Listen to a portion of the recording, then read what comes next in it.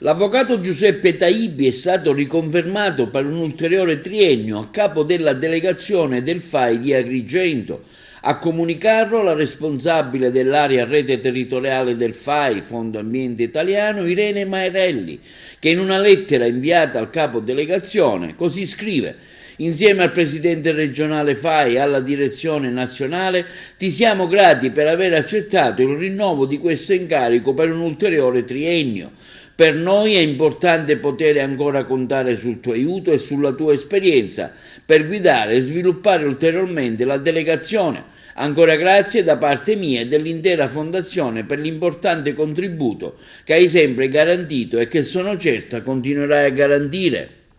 Con la riconferma dell'avvocato Taibi al vertice provinciale, la delegazione è dunque così composta: Giuseppe Taibi, capodelegazione e delegato rapporti con l'università; Bruno Carapezza, segretario; Giuseppe Luparello, tesoriere e raccolta fondi; Tiziana Lanza, responsabile del coordinamento volontari e social; Anna Gangarrossa, responsabile del gruppo scuola; Adriana Iacono, delegata ambiente e paesaggio; Lucio Zigari, delegato arte e diritti umani; Carmelo Capraro, delegato alla cultura; Matteo Iemmola e Tonia Lombardo, delegati al gruppo scuola; Giosuè Graci, delegato ai rapporti con il FAI Giovani, e Luigi Mula, delegato alla comunicazione e all'informazione, quindi Ruben Russo, capo gruppo FAI dei Giovani.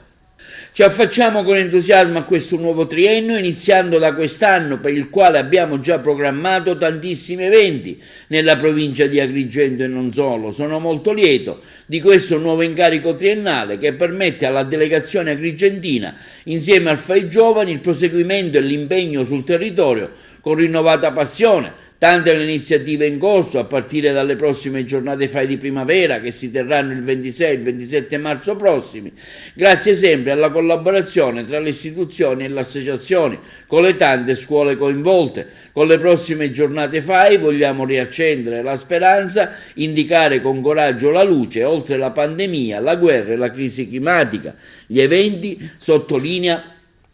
l'avvocato Taibi, metteranno al centro l'ambiente inteso quale indissolubile intreccio di storia, natura, che ad Agrigento trova la sua massima espressione nel giardino della Colimbetra, un bene FAI sin dal 1999. Ringrazio per la rinnovata fiducia la direzione nazionale e la presidenza regionale del FAI. Conclude il capodelegazione Taibi, che ricordiamo è al fianco del FAI da tantissimi anni, dal 2010 come capodelegazione di Agrigento, dal 2018 al 2021 come presidente regionale FAI Sicilia, ad interim capodelegazione FAI di Agrigento.